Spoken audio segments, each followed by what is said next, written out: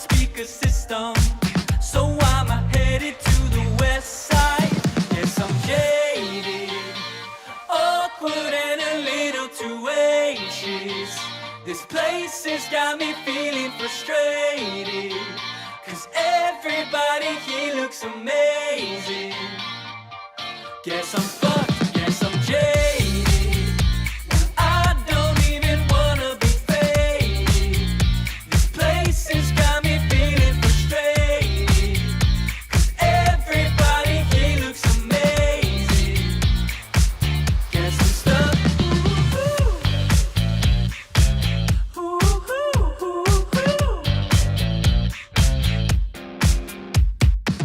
Took 60 minutes to go 6 miles.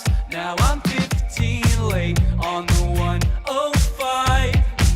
That's too many numbers. Guess I'm jaded, awkward and a little too anxious.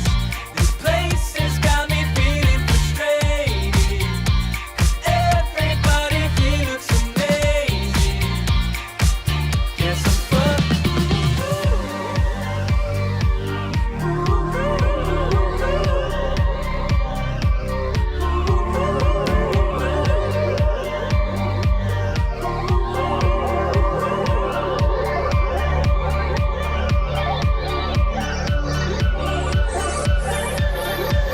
Guess I'm jaded, awkward and a little too anxious. This place has got me feeling frustrated, 'cause everybody here looks amazing. Guess I'm fucked, guess I'm jaded. Now I think I'm a little too faded. This place has got me feeling frustrated, 'cause everybody here looks amazing. Guess I'm stuck.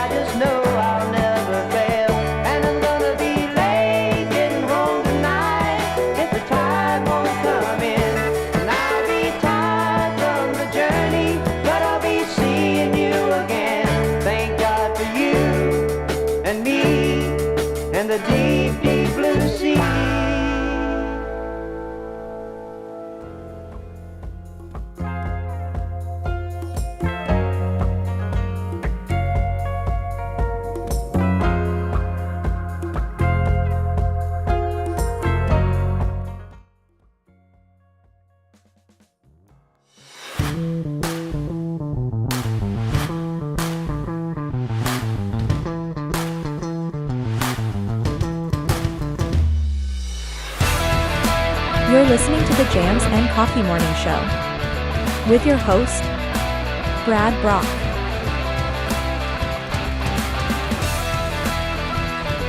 Good morning, Jammers. And happy Friday to you. TGIF. Happy to be here. Certainly feeling better this morning than I was yesterday and certainly the day before. So I feel like I'm ready to kick the weekend off here right. Thank you for joining me here on Jams and Coffee in the morning. Appreciate you tuning in on YouTube or listening in on the free LIVE365 Radio App, which you can get wherever you get your apps. Just get in there and search for JNC Radio and add us to your favorites. And you can listen to the show on your drive, and you don't even have to look at this ugly mug. It's brilliant. It's great. And there's great music playing all day, including great local Treasure Coast music and independent music that I like from my friends beyond. So, and if there's music that you'd like to hear or local artists in your area that you'd like to hear on JNC Radio, shoot me a link to their music at jamsandcocktails@gmail.com. And I'll see if I can't work it into the rotation. Philip, thanks for joining me over on YouTube and chiming in. He said it's a good station. I appreciate you listening, Philip. It is a good station. I like it. It's like a mix of easy listening indie pop and classic R&B. It's really just feel good music. And then, as I mentioned, peppered in is some great local singer-songwriter stuff in there as well, and some good rock and roll. Anyway, as I mentioned, it is Friday. Hope you're enjoying your morning so far. And this is day 2 here for the 8 o'clock start. And, man, I love it so much better. I actually wake up before my alarm clock goes off. So that means, I guess, that my body's like, yeah, we're good to go. We could do this. So, happy with it. Let me know what you think about the 8 o'clock start. Because contrary to popular belief, what you think matters to me. We'll get you a little check of the weather here. This morning, the temperatures are in the upper 70s and the low 80s with some scattered showers and storms pushing in from the Atlantic. On and off shower activity possible near the coast through the early afternoon. And showers and storms pushing inland as the sea breeze moves west. Highs in the low 90s. Heat indexes in the triple digits, of course. We are in the dog days of summer, after all. Tonight, lows in the upper 70s and in the upper 70s to the low 80s with some dotted showers. So some rain possible. And Lord knows that my yard needs a little bit of rain. I walked through it to go look at some of the plants in my yard today, and it was like walking on straw. It was unbelievable. I was like, well, this is not good. I actually put a little sprinkler out to run for a few minutes this morning before the sun came up. And just to give a little taste. Not trying to waste too much water, but just a little taste. Just to see how the grass likes it. We do have a story on water later on in the show. It was actually brought to my attention by Philip, who's tuning in. We're going to talk a little bit about that and added on to that for good measure.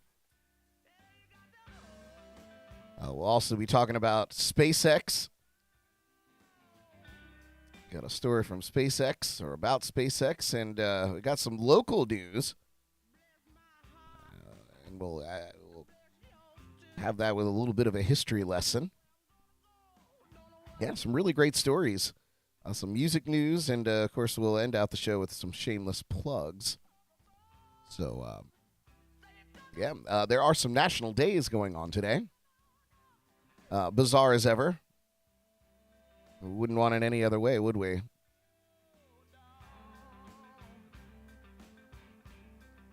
It's more fun. We got International Traffic Light Day. Every year on the 5th of August, International Traffic Light Day highlights the importance of the traffic light. It also is a day that commemorates the installation of the very first traffic signal system. How about that? Very interesting. It's National Oyster Day. For those of you that love that slimy, boogery treat, I do. Boy, I love oysters. Any way you want to serve them. Just right off of the half shell. Love them smothered and covered in dirty sour cream and whatever, man. Fried, grilled, dipped in butter. Now I'm just hungry. Philip says, traffic lights seem to hate me. You know, I was coming home from my gig last night at the Square Grouper, which was amazing, by the way. And I swear, driving through Fort Pierce, there was nobody on the road except for me and another person, like, going the same direction as me. And I'm certain that I caught almost every red light. I think that they use red lights in the city of Fort Pierce late at night to throttle speeders or drag racers or whatever. Because on Virginia Avenue, man, it's a pretty straight stretch of road all the way from US 1 to the interstate 95. And I think that they rotate the lights to sort of throttle people down and keep people from going fast, because there was no traffic coming up from any other direction at many of these red lights that I caught. So I think they just time out after a while and turn red. But yeah, so traffic lights hated me yesterday, the very beginning and the very start of International Traffic Light Day. Today is also National Work Like a Dog Day. August 5th, National Work Like a Dog Day urges us to charge forth, meet every challenge we face. However, if you look to your dog for direction, you may be confounded.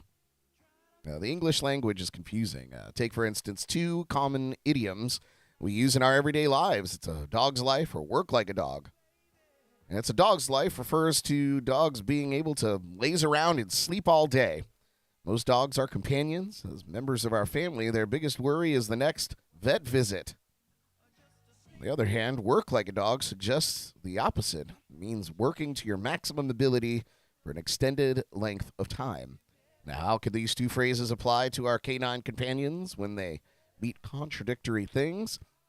Well, when considering the training working dogs received and the value they provide to farms and businesses, the phrase work like a dog becomes clear. With their obedience and loyalty in rooting out rodents or scurrying cattle, they perform tasks with purpose. Today, military and rescue dogs receive rigorous training and work hard alongside their human counterparts as well. Either way, work like a dog for the rewards of a dog's life. How about that? And finally, it's National Underwear Day. For those of you that partake in the undergarments, August 5th, National Underwear Day provides an opportunity to wear your favorite undergarments. Boxers, briefs, panties, tighty-whities, no matter what you call them, our underthings provide a layer of comfort. Many Americans have heard their mother's warning, make sure to always wear clean underwear. You never know when you'll be in an accident. Well, there are other reasons to wear fresh underwear. This is the one that often comes to mind. Underwear is the layer of clothing worn closest to the body and under the outer clothing. It protects clothing from sweat. Underwear also provides the wearer protection from cold and chafing, which we all hate. Not lately, in terms of cold. Another benefit to wearing underwear includes support and body shaping. Most of us see these intimate items of our wardrobe as necessity. However, others utilize them as accessories. Since fabrics allow underwear to be designed for specific needs, a wide variety are made for sports and specific climates. Depending on preference, some select garments for modesty or to feel alluring. 2012 survey by EliteDaily.com reveals that the average woman owns 20 pairs of underwear for every day. Then they own 14 extra pairs for special occasions. In 2018, retailers reported an increase in the popularity of nude colors instead of bright fashion colors or sultry bedroom styles. Shoppers sought something neutral, skin-blending shades that disappear under sheer outer clothing, won consumers' dollars. How about that? National Underwear Day. These are your national days.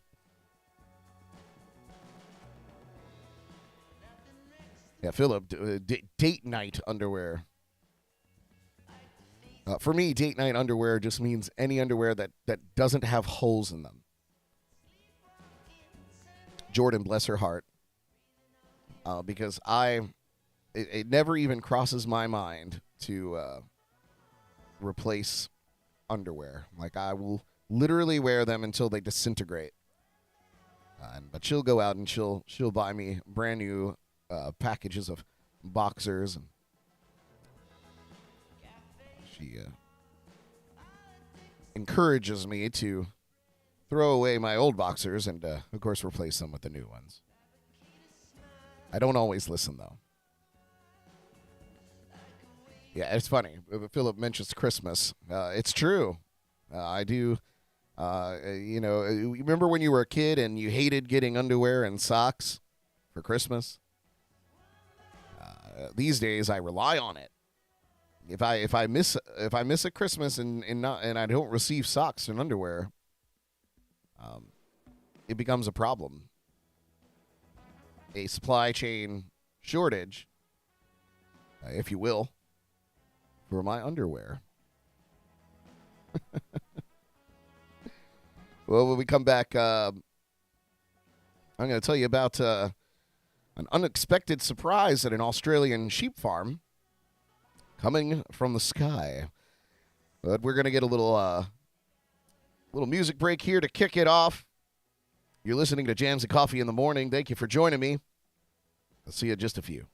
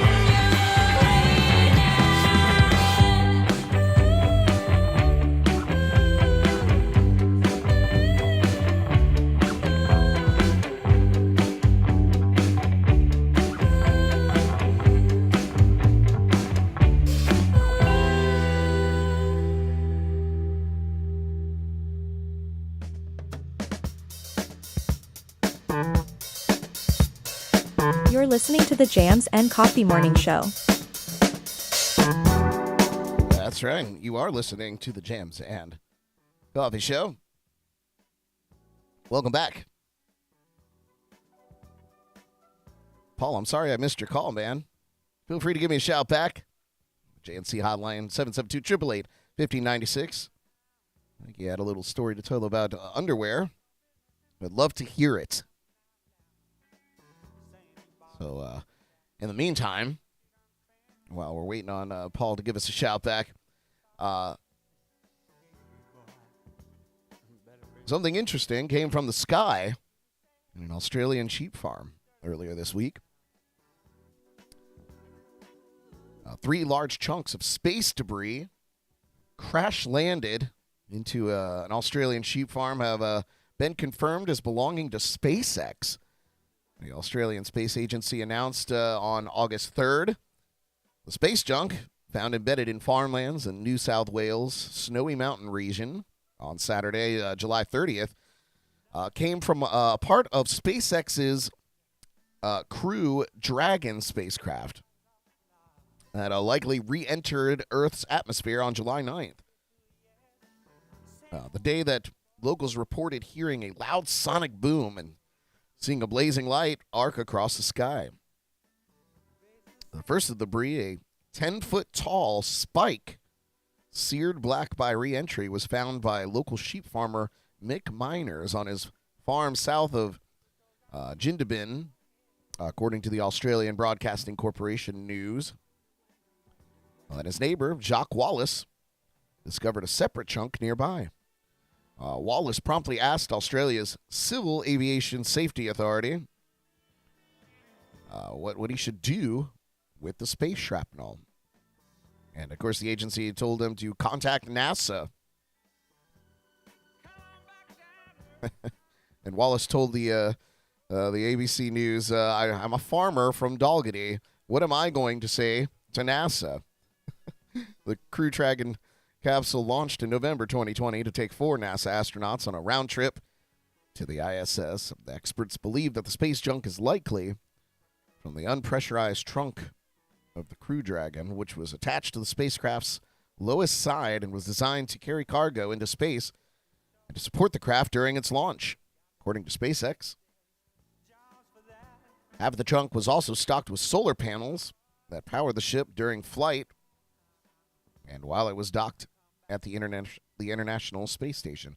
The trunk was intentionally jettisoned upon re-entry to make the Crew Dragon's return to Earth a little easier, but engineers planned for it to hit the ocean, not a farm. I think it's a concern. It's just fallen out of the sky. If it landed on your house, it would make a hell of a mess, Wallace said. The debris is the largest reported piece of space junk to land in Australia since the 77-ton Skylab, the United States' very first space station, tumbled from orbit in 1979 thanks to the added drag force solar storms had given to Earth's atmosphere, scattering wreckage over Western Australia. According to article VII,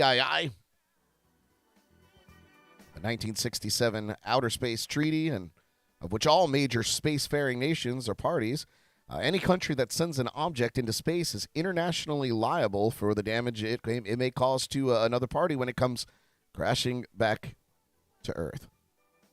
Such incidents are either processed in a claims commission or handled through diplomatic channels. For instance, in 1978, the malfunctioning Soviet satellite Cosmos 954 crashed into Western Canada, spraying roughly 370-mile-long path of debris from its broken onboard nuclear reactor, for which the USSR paid Canada $3 million Canadian in compensation.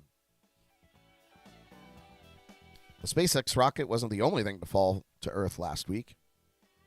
25-ton core stage of one of China's Long March 5B boosters also fell over Malaysia and Indonesia, sprinkling metallic debris over villages, according to Space.com.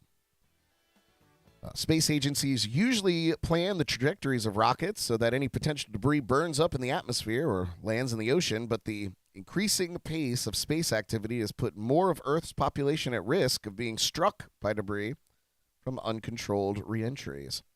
In fact, researchers writing in a July 11th paper published in the journal Nature Astronomy estimate that there is a 10% chance of a human death from falling rocket junk over the next decade. And that, over the last 30 years, as much as 70% of all rocket bodies had fallen to Earth in uncontrolled reentries. So, don't forget to wear your hard hats when you hear of things coming in from outer space. It's not just meteorites anymore. Crazy, right? We gave China all that shit about their space junk falling back down to Earth, and here we are.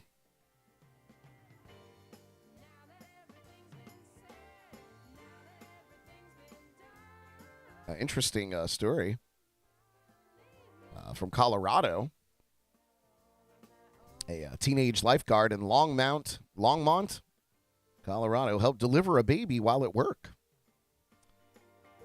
18-year-old lifeguard Natalie Lucas said it's a pretty calm day usually, talking about her regular Sunday shift.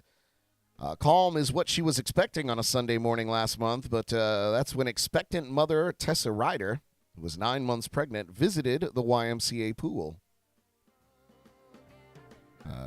Ryder explained she thought, I'll go for a swim. It'll be nice and cool. Well, guess what? Ryder's swim didn't last very long. She said it suddenly dawned on me we weren't making it to the hospital, and he was coming out right then and there, she said. So Lucas, she said, the husband tells me they're having the baby, and I'm like, all right. The adrenaline kicks in right then and there.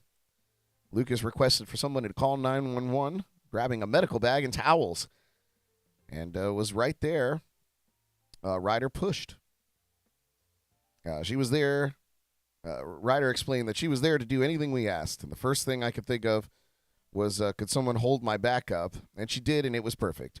The baby was already kind of coming out, and it was quick. I would say less than 5 minutes that it all happened, Lucas said.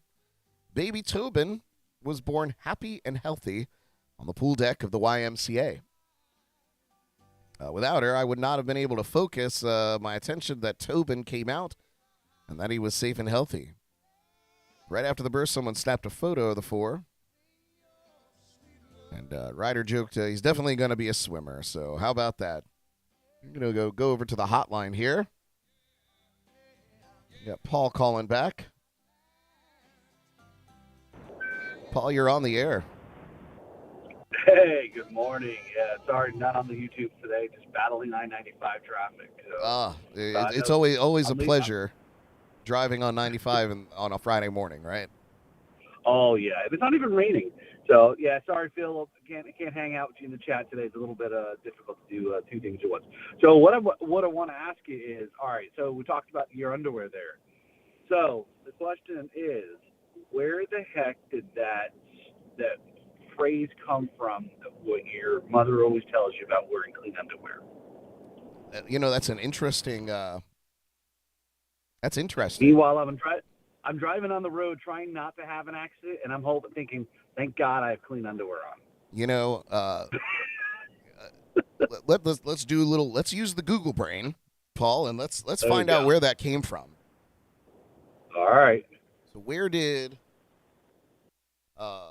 mother clean underwear come from? Man, we're not the only ones searching for this. Clearly. Let's look. Reddit. Of course it'd be on Reddit. Oh, yeah. The cesspool of things. Yeah, that seems like too much to go through here. Where is it here?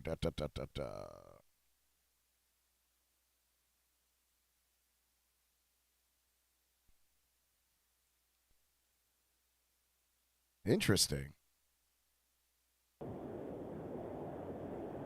I see a lot of, people talking about it, but nobody with the Let's type in the word origin to see if that pops anything up. Yeah, because it couldn't be only one mother, or maybe it's actually in the mother's handbook, and that's where it came from. Maybe. And only mothers actually know it, or maybe once you become a mother, you're bestowed with that wisdom. Right? Yeah, kind of like you remember the film Beetlejuice, where you die and then that mystical book just appears. That's right. What to do for the newly deceased or whatever. Oh, let's see. Let's see. Oh, that's a long article. Come on, we just want one instance of this being in pop culture or something. It's a stumper. Paul, you stumped me. I'll have to do this. I'll have to look a little harder. During one of the music breaks. Yeah, maybe I'll do that during one of the music breaks. We'll revisit it. But yeah, my mother said the same thing. I don't know if it was particularly for, in case you're in an accident. It's just, like in case you get caught with your pants down. That was probably more likely for me. Oh, man. I don't know. I'm just kidding. maybe not kidding. I don't know. And I'm just trying to get out of it. Well, I was thinking, it was more in the opposite direction, as in case you have an accident. But, sometimes people do have accidents. So I guess if you have an accident in your underwear, I don't know. Now we're getting really, really deep. Yeah, but would you want to soil fresh underwear or soil underwear that's already, soiled? I think the whole point was if, you got into a car accident and the doctors had to take your clothes off, that they'd see your skid marks or various other things. Hey, you could be in a car accident and have skid marks that you left on the road, and also in your shorts. That's absolutely true. That's correct. Well, right on, Paul. Hey, man, be safe out there. You want anything you want to shamelessly plug? How did the show go last night? By the way, you guys, this is Paul from the Drums and Rums podcast. Last night had his live stream for the biggest happy hour in half an hour or in a half hour. How'd the show go last night? It was. I had a little bit of technical difficulties at first, and then recovered, and then I was pissy all night. And then I was such in a mood. So if you watch it, you can see me pouting and just giving it. I don't know, fuck it all out. Oh, I'm gonna have to watch that back. It's funny. You're the second person that told me they were having technical difficulties with their electronics yesterday, and it makes me wonder because I had a story about a solar storm or a solar flare that affected Earth's atmosphere over Wednesday into Thursday, and said that it would mess with electronics, and thankfully, knock on wood, I did not see any issues here. But of course, I took all of Wednesday off, so. And I don't know if that was the case. It was just the fact that I was doing a little bit something different with the connections for the mixer. And I think it was more of an OBS problem than really anything. So, because I had no issues recording 2 episodes of this earlier this week with 2 rum companies. One based in Oregon, Just Rum. So, a little early plug there for the episode coming up here in 2 weeks, and then in 3 weeks had Adam Cabot from Privateer Rum, based out of Massachusetts. So very New England style history, super cool, info behind him. But I didn't have any issues, or at least I don't believe I did. But I know I was all gung ho, and I started having wah, and started having a meltdown, and I'm like, this is what people want to see. People have meltdowns. It's entertaining when somebody else is melting down. No, dude, you have seen the shows that we've had where and you might have even been behind the scenes on a couple ones where we would take a break and I would just be basically throwing things around because at the time we were running we run so many cameras during the podcast, and Right. Before I made an upgrade to my computer that was able to supply enough power to the cameras to run them all. Occasionally, one camera would just go out or freeze or whatever the case was, and I would, try to do workarounds, and it would go horribly. So it was always my fault. It was always my fault. It was always me just pushing everything to the max, and so I would get mad. But like, who else did I have to get mad at but myself? So it's like, have you ever been so mad at yourself you don't know how to react? And it's just like, between that or like having connection issues with Skype on certain episodes, or anything like that. It's gotten much better over the last couple of years. We knock on wood, we have much less technical snafus these days, at least that aren't easily sorted out. Than we used to. As I said, I don't want to jinx it, but yeah. Oh, I told Jordan that if you were there during the live podcast we had down at the downtown West Palm a couple weeks ago with that rain, you would have been fucking melting. Yeah.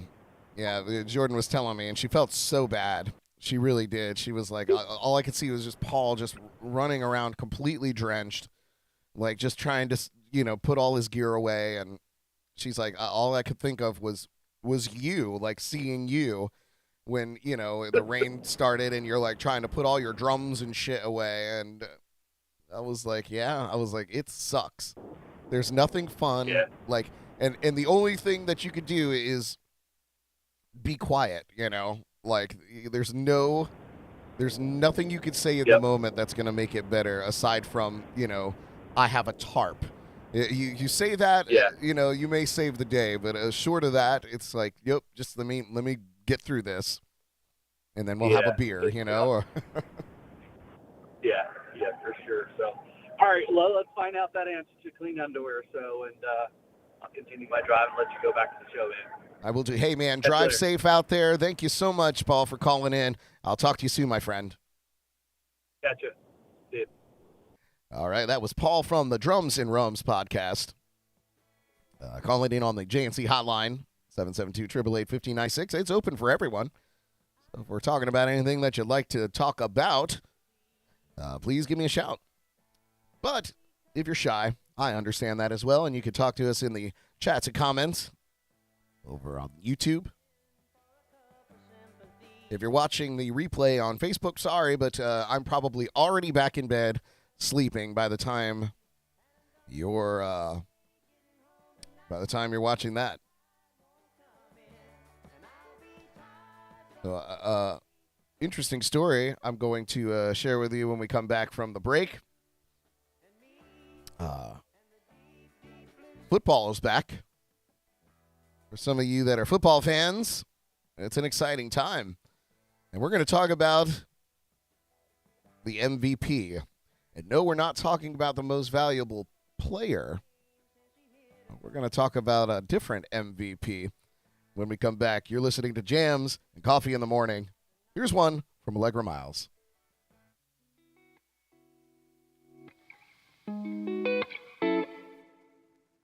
Why you gotta go and look at me like that? Yeah, your eyes always are giving me a heart attack. You start looking at me, I know there's no turning back. Whoa, whoa, whoa. Why you gotta go and look at me like that? Yeah, your eyes always are giving me a heart attack. You start looking at me, I know there's no turning back. Whoa, whoa, whoa. Baby, you got me. First time that you hit me with your gaze, you know that I'm gone, cause you got me. Constantly you got me stuck in this daze. Something in your eyes, your eyes,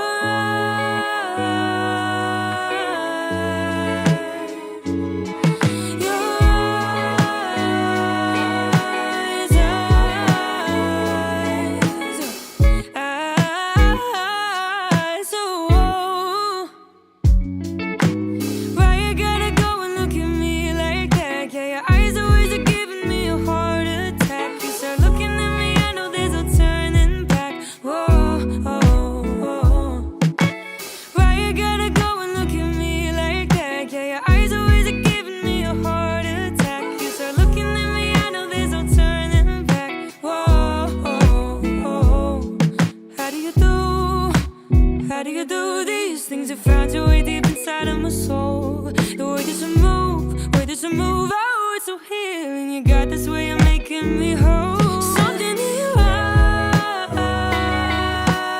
your eyes.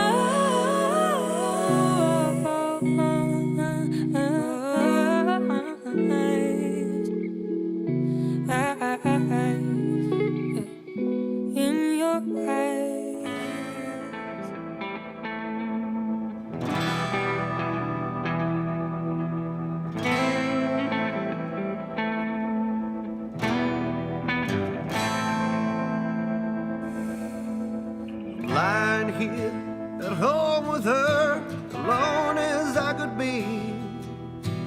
I drift away, dream of you, come and set me free. With you I'm warm, I'm safe in your sound. With her it's broken, it's all come unwound. The truth of it all, it's easy to see, to be where I should be. Married to the road, I don't know where I'll roam. I'm married to the road, no telling where I'll go. I'm married to the road, the soul knows its way home. I'm married to the road, so take me there, set me free.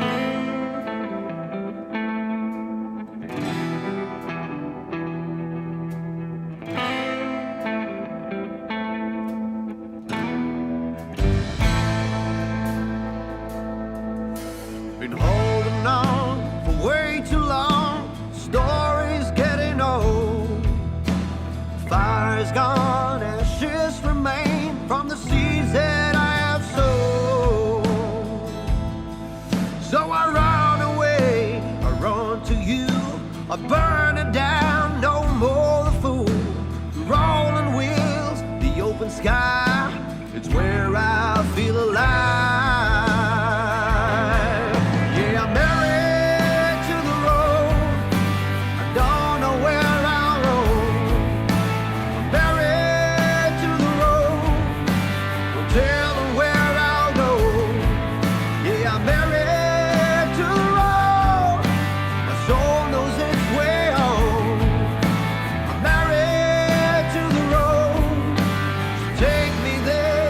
Set me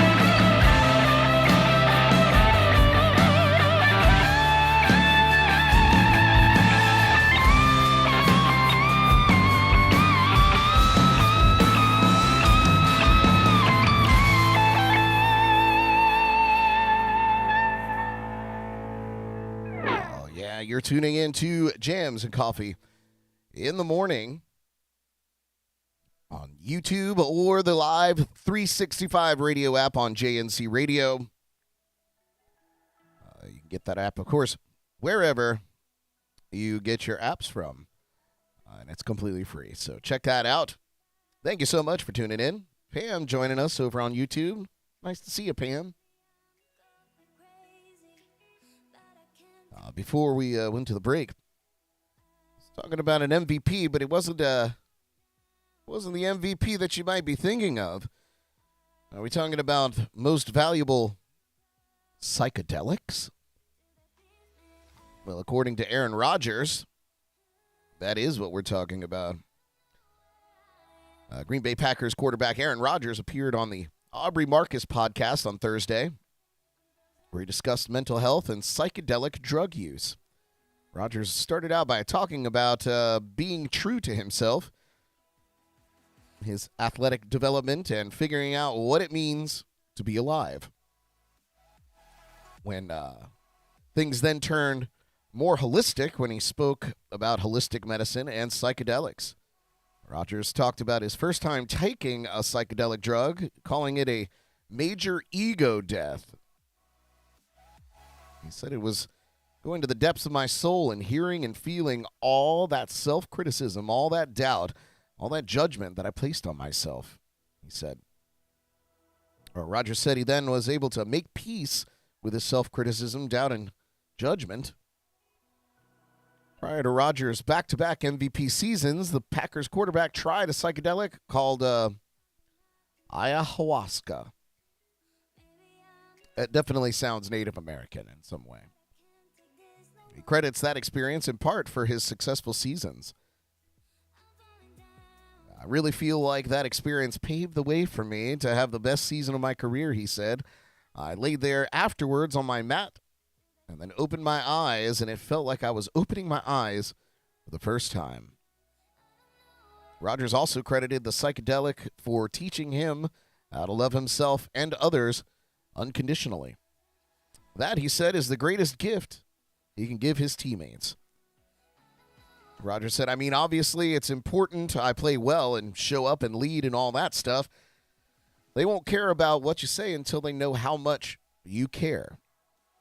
Another portion of the podcast was about masculinity and femininity, and how Rodgers believes society needs to redefine the definition of masculinity, calling it the divine feminine to balance our lives out, calling in the divine feminine to balance our lives out, and to raise up the women in your life, and to give them a platform to speak and to lead and to set the trajectory for the next generations, Rodgers said. We aren't whole as fully masculine. We have to have the poet side come in and the feelings. Rodgers said he spent most of his life repressing his feelings and emotions, but being vulnerable and sitting with them allows him to be alive. To be alive is to feel all those emotions, the highs, the elation, and the joy, the sadness, and the regret, and the frustration, Rodgers said. That's what I hope I can continue to take to my teammates and our sport. It's to open opportunities to have deep and meaningful conversations.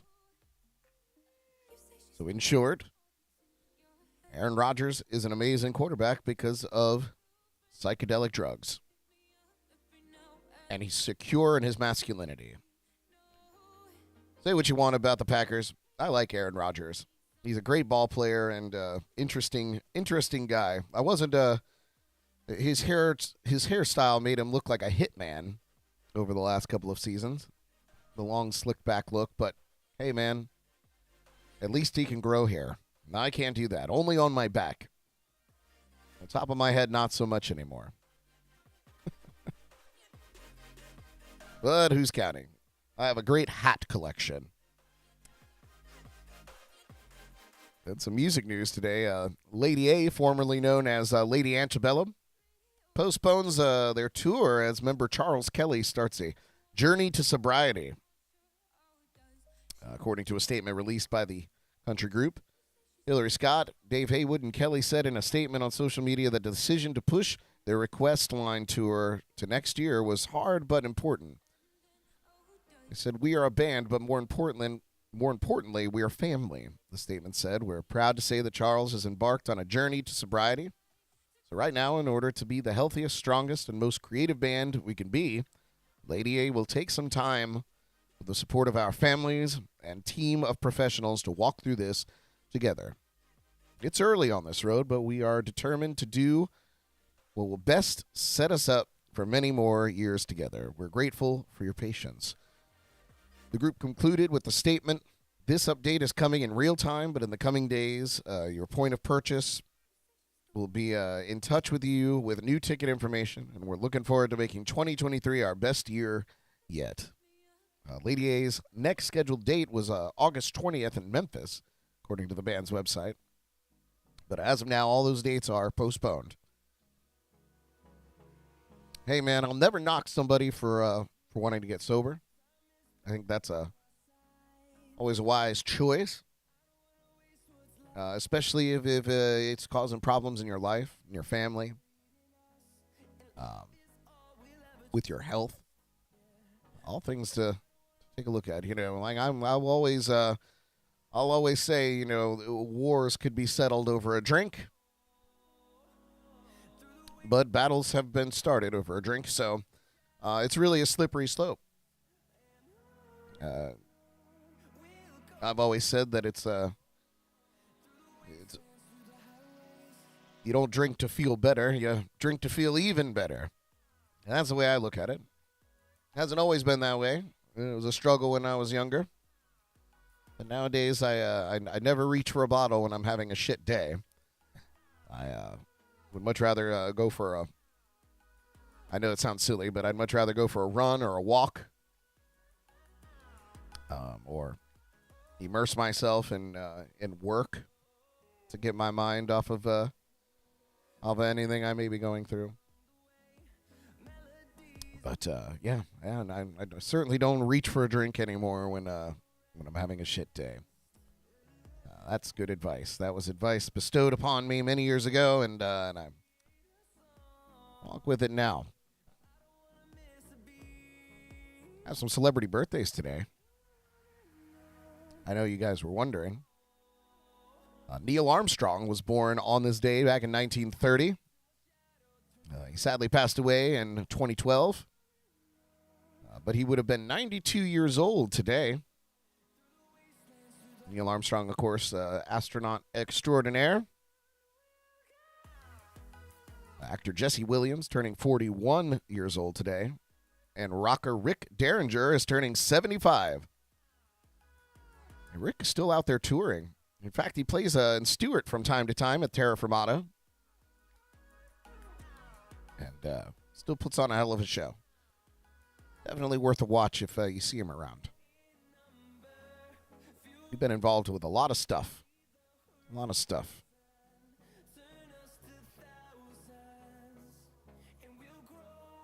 What else is going on out there in the world today?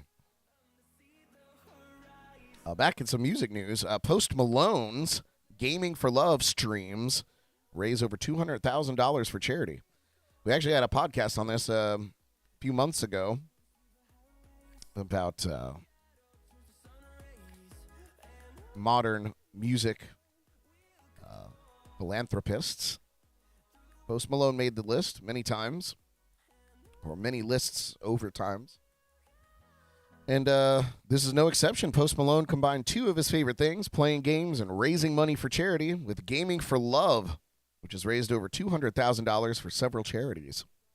The streaming series, which ran from July 18th to July 24th on the Twitch streaming service, raised funds for Human Rights Watch, United Way, Project Hope, and the Trevor Project. Each stream ran for 6 hours, with the Grammy winner playing Apex Legends, and highlighted a different charity each day. After counting all the donations, Post has successfully raised $196,066.20 for these services.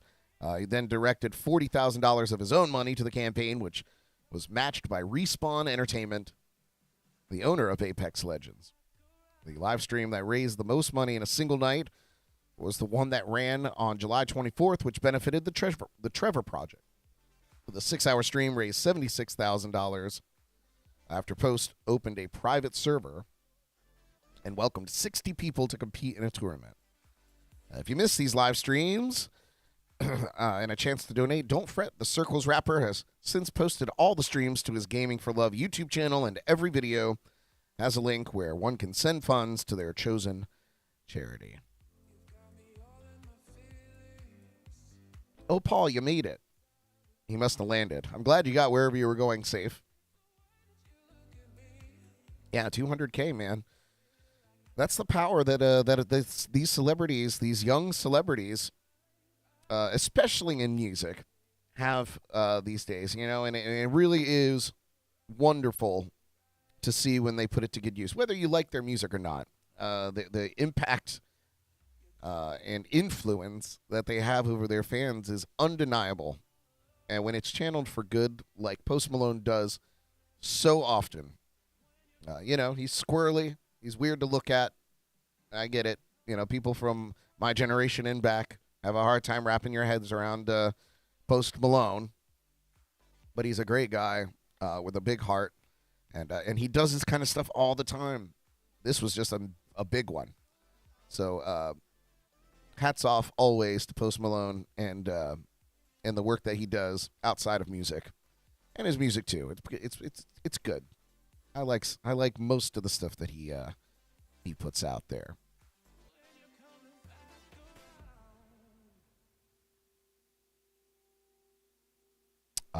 Let's see here.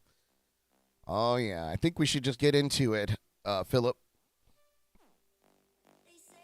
So Philip sent me a YouTube video link, which contained a link to an article. And I'm just going to kind of pick through this because there was a lot to go over. But this was the one that stood out to me. The California EPA asserts a shockingly broad domain over private property.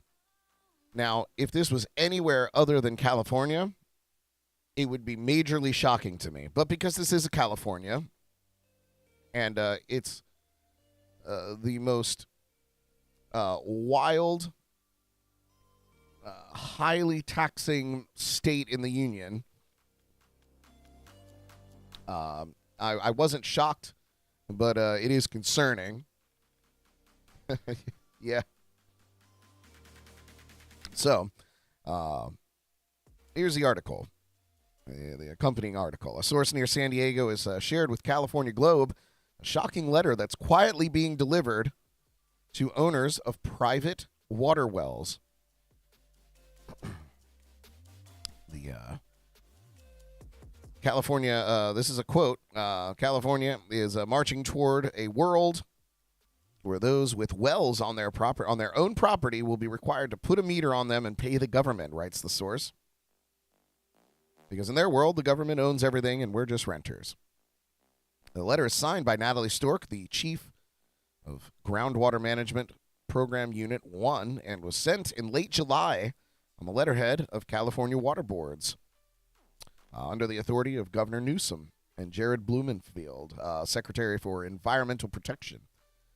Buried beneath the bureaucratic acronyms GSA and SGMA is an extremely aggressive conception of government authority and its dominion over private property. The letter reads, landowners whose property is within an unmanaged area and contains an operating groundwater extraction well must report the volume of groundwater extracted from the well. The groundwater extraction volume must be reported as a monthly total. In addition to pumping volumes, reports must include the location of the well and the place and purpose of use of the groundwater. Groundwater extraction reports are not due to the State Water Board until February 1st, 2023. However, if you are required to report, the report must include pumping volumes for each month between the date of receipt of this letter and September 30th, 2022. Now, this is not merely a bureaucratic hassle. There are fees, of course. The base filing fee is $300 per well, which all extractors are required to report. Then there's an additional fee of $10 per acre foot with a meter, $25 per acre foot without, and tardy filers face a late fee of 25% per month. California Globe reached out to Ms. Stork and the SGMA to inquire how widely this letter was sent and where the State Water Resources Control Board derives the right to charge well owners for their own water on their own property. And the story will be updated, of course, if any of them decide to comment. Meanwhile, the ramifications for property rights are enormous. According to two people who received the letter, so far, no organized resistance to this private property grab has yet emerged, but at least one source expects the small fees to grow, which will surely lead to pushback from the residents. They say the fees may seem small today, but they always start small. They'll be ratcheting up, and similarly, while this excludes light domestic users, it won't for long. And I was going to mention, because I read over the letter, there was an attached copy of it. And so it did seem that this particular tax was for large users, probably agricultural in nature. You know, I know a lot of agricultural farms, big and small, use well water to irrigate. Doesn't make it right as far as I'm concerned, but the amount of water being used should be, I don't know, at least monitored in some way.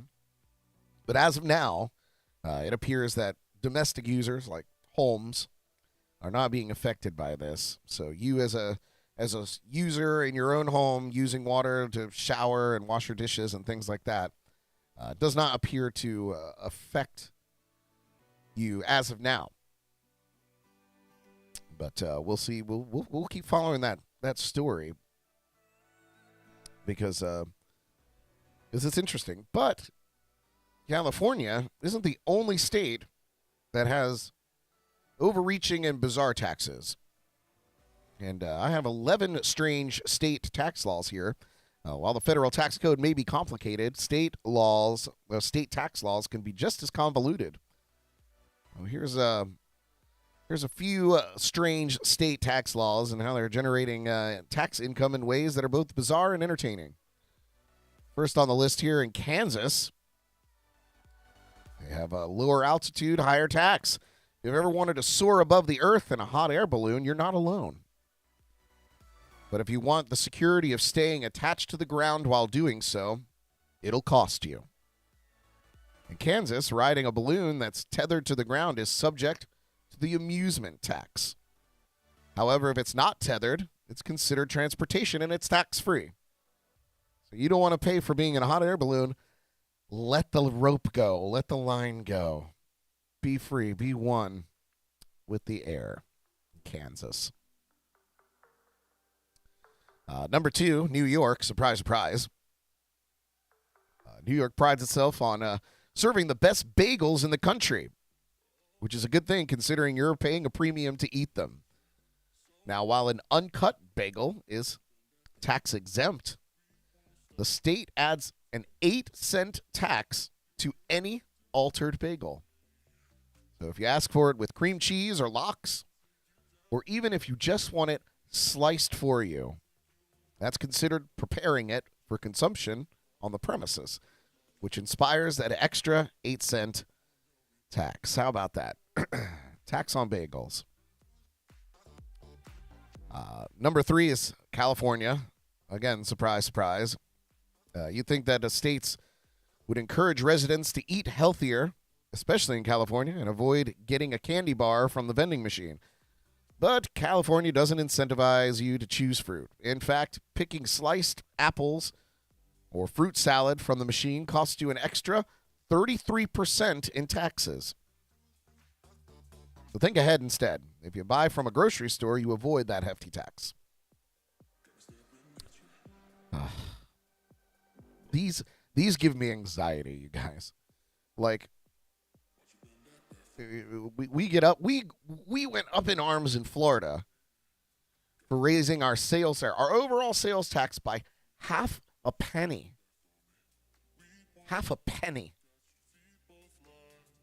on our sales tax per dollar, of course, to like go directly towards making our roads better in our city here. Overwhelmingly, the city voted for it, but yeah, half a penny. I voted for it.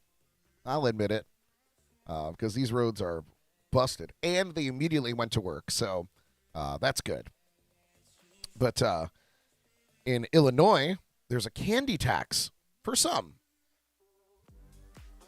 Is there a Kit Kat lobby? Because you'd be forgiven if you wondered that, and you're an Illinois resident with a sweet tooth. The state has a 5% tax on candy, on top of the 1% food tax. But Illinois considers candy with flour as an ingredient to be just an ordinary food. Therefore, if you're buying a Kit Kat bar, you're not paying the candy tax, since they contain flours. Buying M&Ms, add that 5%, baby. Number 5 on the list, New Mexico. And this is actually a positive one. This is something where being 100 actually pays off. New Mexico qualifies as a state that respects its elders. Turning 100 years old gets you more than a big party thrown by your family. It also gets you exempt from state taxes, as long as you've been in the state for 6 months, are a resident on December 31st, and aren't listed as a dependent on somebody else's tax return. The state figures that by that point in your life, you've already paid enough state taxes. So how about that, being 100 in New Mexico? Number 6, Arkansas.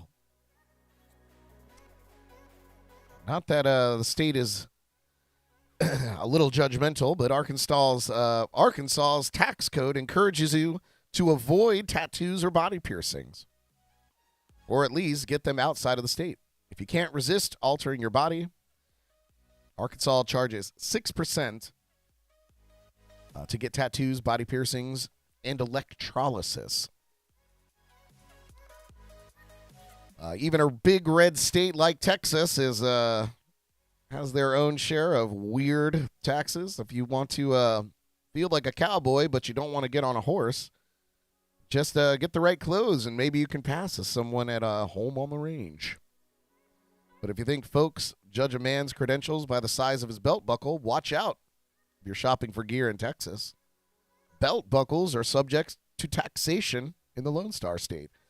An ordinary belt and some cowboy boots to match, those items are tax-free. How about that? Number 8, Maine. In Maine, if you buy wild blueberries, there's a 99% chance that they're from Maine. Since it's such a big industry there, it's no surprise that Maine taxes them accordingly. You'll pay an extra 1.5 cents per pound to get what you need for your blueberry pie or to add to your yogurt or your morning bowl of cereal. According to David Yarborough, a professor of horticulture at the University of Maine, the Wild Blueberry Commission of Maine administers the tax for promotion and research for wild blueberries. It also supports the Wild Blueberry Association of North America. See, at least you know exactly where this tax is going to, so I kind of don't feel bad. In West Virginia, there's no lack of patriotism. You want to celebrate the 4th of July with some sparklers or similar holiday novelties, feel free. But if you'd like to sell them, you'll have to pay the state a tax to get the necessary certificate to sell sparklers and novelties. In Colorado, if you've ever spilled hot coffee on yourself, you probably consider coffee cup lids to be essential. You, sadly, are not a member of the Colorado State Legislature. Non-essential packaging is subject to a 2.9% tax. And while the coffee cup is considered essential, the lid is not. Then again, without one, you'll spill your drink the first time you come to a sudden stop in your car, and then paying the bill to detail your ride will cost you way more than that 2.9%. And finally, Nevada and Alabama. So gambling is legal in Nevada, so it's no surprise that the state uses cards as a small incentive to file taxes. The state gives out a free deck of cards when a state or when a tax return is filed. Amazing. But that must make gamblers from Alabama jealous, since that state has a 10% tax on card decks with 54 cards or less. And that was a few of the bizarre and hilarious state taxes that some are imposing on their constituents. It's funny, but it's also sad in so many ways. My first naive shock as a Florida native that didn't really get out much. I used to vacation pretty regularly up in New Hampshire area, New England area, where they also have some bizarre taxes. Bizarre according to me from Florida. When I ordered lunch from somewhere and saw on the receipt that there was a meal tax, I was flabbergasted. My girlfriend at the time, who was much more traveled than I at that particular time in our lives, she couldn't believe that I had no idea what they were talking about. And it was just like second nature. So I feel like some of you people are indoctrinated with these crazy taxes. And I say you people, us people. I'm sure I pay taxes on things that are just absurd here in Florida. Maybe not so much as other places. Florida's a unique situation, though. You know, we have absolutely mega tourist dollars and thriving agricultural industry here. So like it's a pretty rich state, you know, to the point where we don't even have state income tax here. So 0.5 cent more to get better roads in my town, no state income tax. I think we can handle that. But yeah, Philip, thank you so much for sending in that article. It was a fun read, and it's interesting. I'm going to keep my eye on that because, you know, California is the catalyst for a lot of this weird stuff. And I'm going to keep an eye on the Californians. Keep an eye on them. I have plenty of people that live in California whom I love and adore, but keep my eye on them. We're going to take a quick break. When we come back, got some local news. Yeah, pretty big television show. I was doing a little filming around here earlier in the year, and the show just aired on Wednesday. I'll tell you what it was and what they were talking about when we come back. You're listening to Jams and Coffee.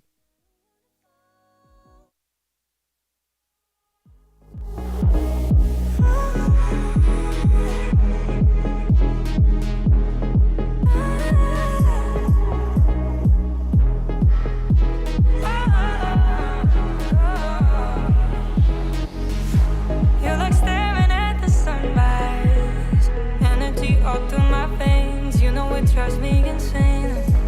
It's the way you look in my eyes, hit me like a hurricane, way it feels I can't explain. Staring at the sunrise, energy all through my veins, you know it drives me insane. It's the way you look in my eyes, hit me like a hurricane, way it feels I can't explain. Addicted to your energy, need your love and constantly all the things you do to me.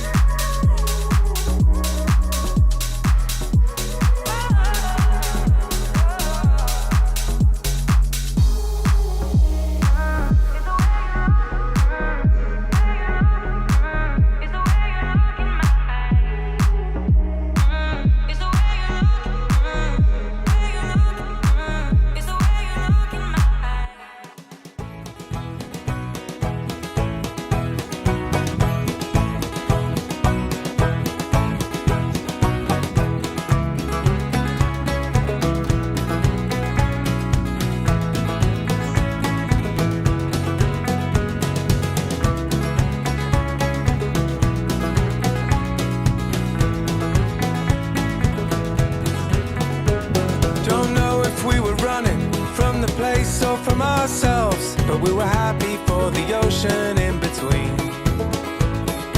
Looking for a new start, we sadly said farewells, and we found all of that and more than we had ever bargained for, 'cause round here no one cares much where you're from, just as long as you've got it going on. Instead of who do you think you are, we say who do you want to be. Though it ain't easy, I'm out here sowing seeds for the last shreds of a promised dream.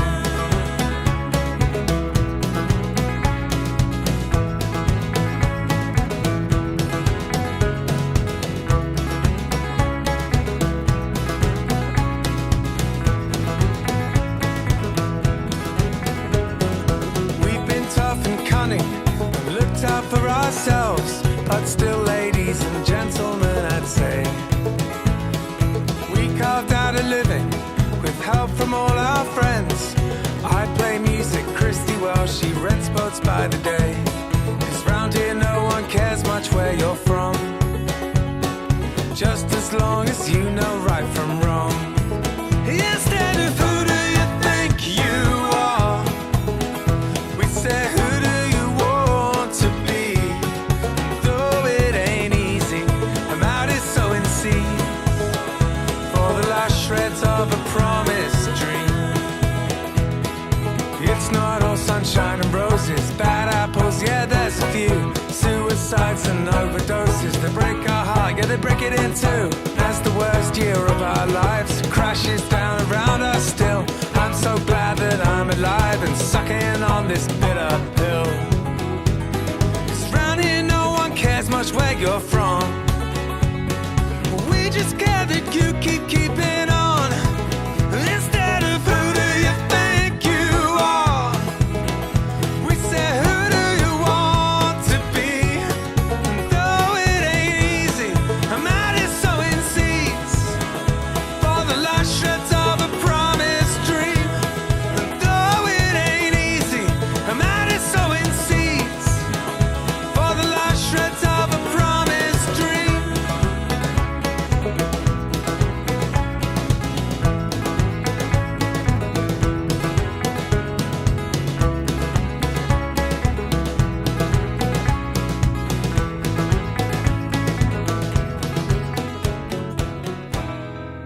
All right, welcome back to Jams and Coffee in the Morning on YouTube and JNC Radio via the Live365 Radio App. I just upgraded to a new phone, the Galaxy S22. Now, I upgraded from the Galaxy S8, which is so old that they're beginning to discontinue it on several carriers. Verizon, who I use, was pretty still pretty standing behind it, but my fear was that they were going to take it out from under me, so decided to upgrade. My question to you is, when you upgrade your phones, do you feel like a complete geriatric? I feel like an ancient relic, because I'm not one that runs out and gets the newest phone every year that it comes out. I'll literally wait generations of phones before I upgrade. The S8, there was after the S8, because the S9, the S10, the S11, I believe. Maybe it wasn't at 11. Maybe it was the S10, and then it went to the S20, the 21, and now at the 22. And it's pretty familiar, but there are some things on here. I'm clearly not in the know of the potential power that this phone possesses, but I will be. I will know. Stuart, making some local news. This past Wednesday night's episode of Expedition Unknown featured some familiar faces and places. The Discovery Channel show was diving into the history of the Ashley Gang, arguably the Treasure Coast's most notorious band of criminals. whose list of offenses included moonshining, rum running, bank robberies, and piracy. Filming at locations such as the Elliott Museum and Sea Branch Preserve State Park, the episode also stars about 10 Martin County and St. Lucie County residents used in filming the recreation. Pete Morello of Stewart, who plays the role of the sheriff, said, it's a show that I just happen to watch all the time, and then when they were in town, it was even better. As a fan, it was surprising that I got the call, and I didn't believe it. The Discovery Channel's spokesperson, Katie Wilkins, confirmed the show's filming in and around Stewart, including areas of reputed strongholds of the Ashley Gang. There was one whole day of filming that took place back in December. And although they only filmed at the Elliott Museum, Morello believes that the crew also went to areas where the Ashley Gang formerly frequented, including the Bank of Stewart, now the Spritz Bistro in downtown, and the Stewart Feed Store. Morello and others were asked to partake in filming, he said, because the show's production team always reaches out and utilizes local acting groups throughout the region it's covering. We were on location. It was very easy, very seamless, not much wasted time, Morello said, adding that the director and production team were well researched. The resident-turned actors were only used during the recreation, Morello said, but the episode will also include scenes of Josh Gates interviewing Ashley Gang descendants and other related conspiracy theories, including the rumor of buried treasure still hidden in the Everglades National Park. And that is right. I'll give you a little history of the Ashley Gang. The story began when Joe and Eugenia Ashley settled in Fruta, small rural community in what was then part of northern Palm Beach County. The couple had 9 children, 5 boys and 4 girls, who would later form the core of an international crime syndicate. The family tried its hand at farming, but also operated a number of other legitimate businesses, including a grocery store, a gas station, and a boarding house. John Ashley, one of Joe and Eugenia's sons, fled into the Everglades after being accused of murdering his fur trading partner, DeSoto Tiger, back in 1911. One of the first crimes John Ashley and his gang of 4 other vigilantes committed was a bank heist in Stewart in 1915. And the group ultimately robbed the Bank of Stewart twice. So there are only a few bank robberies directly tied to the gang. Many unsolved crimes throughout South Florida and the Bahamas in the late 1910s and early 1920s were linked to the group, allegedly stealing nearly $1 million from at least 40 banks. John Ashley and 3 of his lieutenants were killed by deputies on the Sebastian River Bridge in 1924. The Elliott Museum at 825 Northeast Ocean Boulevard in Stewart is a permanent exhibit dedicated to the Ashley Gang, exploring the group's impact throughout Florida. The gang's activities may have indirectly led to the creation of Martin County in 1925, as deputies from Palm Beach County were unable to effectively patrol and combat crime in the remote northern fringes of their territory. So, a little history there for Martin County and the Ashley Gang. It was interesting. Spritz, which is now known in downtown Stewart. Before that, it was Mulligan's. Before that, it was a bar called The Ashley, named after, of course, the Ashley Gang. Yeah, a little dark history there for Stewart. The Ashley Gang is not the only gang making news. There's a monkey gang running amok in Japan.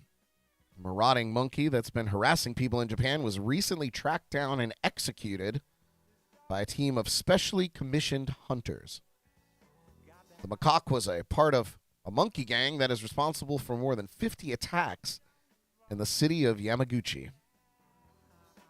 Close to a month, a mob of Japanese macaques The northernmost species of non-human primates has terrorized the city, biting and scratching residents.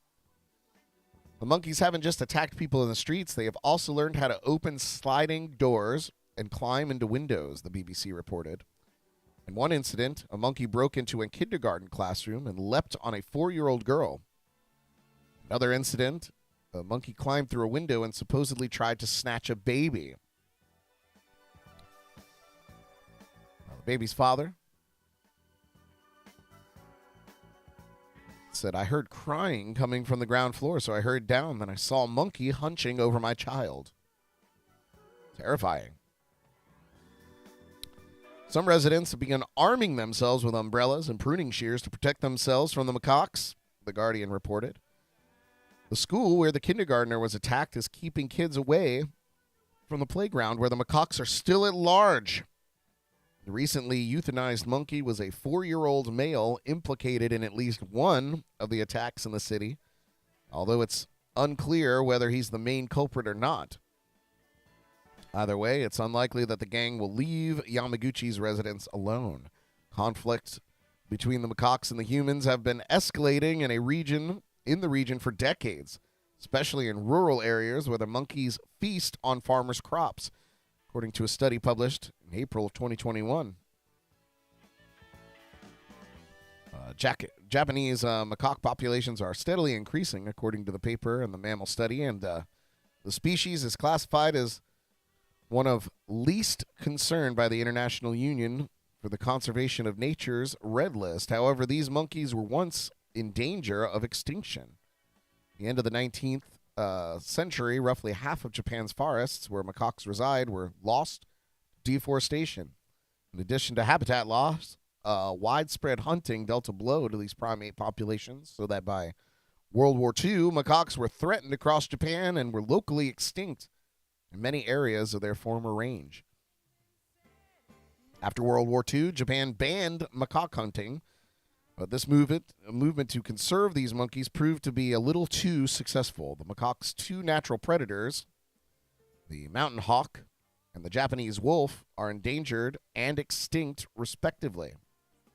Without these predators to keep their numbers in check, macaque populations have exploded, increasing interactions with people and contributing to the kind of conflict seen in Yamaguchi. Japan's changing demographics could also be contributing to increasing conflict between macaques and humans.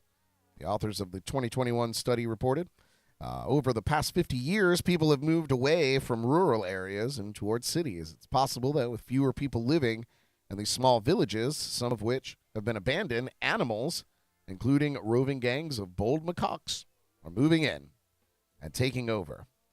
The change has a ripple effect on urban centers like Yamaguchi, NBC News reported. These farming regions used to act as a buffer between wildlife and the cities. The disappearance of rural villages is bringing the city dwellers contact with wildlife more often. But the loss of one member hasn't stopped the rest of the monkey gang, insiders reported. Almost a week later, the macaques continue to wreak havoc on Yamaguchi. Brings to mind the film Rise of the Planet of the Apes. Perhaps that's what's going on. You never know. You never know.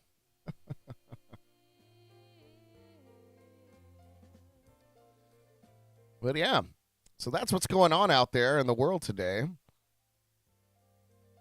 I've just got some shameless plugs to share with you before I send you on your way and send you out to get your weekend started.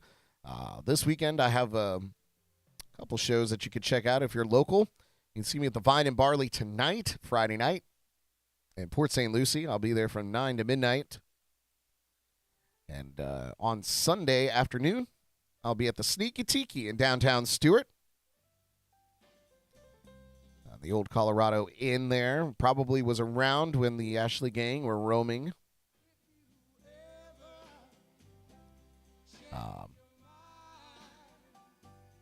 So come and see me at one of those shows if you're local and around. The Live365 Radio App, completely free. Go grab it. It's awesome. Search for JNC Radio and add us to your favorites. Listen to great music all day. Listen to this show on weekday mornings. And, of course, our podcast on Wednesday nights. There's plenty of other content on that app as well. But we hope that you stick around and listen to JNC Radio as often as humanly possible. And, of course, the LIVE365 Radio App is available anywhere. Get your apps. Shout out to my friends at Code Rum, Johnny Ringo, putting together some really cool events. Can't wait to announce them. Paul, of course, of the Drums and Rums podcast. Be sure to go and check out, if you didn't get to watch it live, watch it with me this morning. His live stream from last night. Apparently it was a good one with some shenanigans and technical snafus. Not that I love seeing in distress, Paul, but you're right. It's funny content. But check out all the stuff that Paul has to offer over there with Drums and Rums. Yeah. And I think that does it for my shameless plugs. Yeah, Philip says, and now for something completely different. You like how I loosely tied together the Monkey Gang to the Ashley Gang? That's how I was able to string those two stories together. But anyway, you guys, I certainly hope that you enjoyed the show. Thank you so much for tuning in with me. It's always a pleasure, never a chore, to hang with you on weekday mornings. I will see you back here on Monday morning. Hopefully I'll be completely over this little cold or sniffles that I'm experiencing, and I'll be back to 100%. Another round of Jams and Coffee on Monday morning. Whatever you do out there this weekend, be safe, stay hydrated. I love you. Ta-ta for now. Tune in again tomorrow morning for the latest local buzz, national headlines, music news, and more on JNC in the Morning, right here on Facebook and YouTube.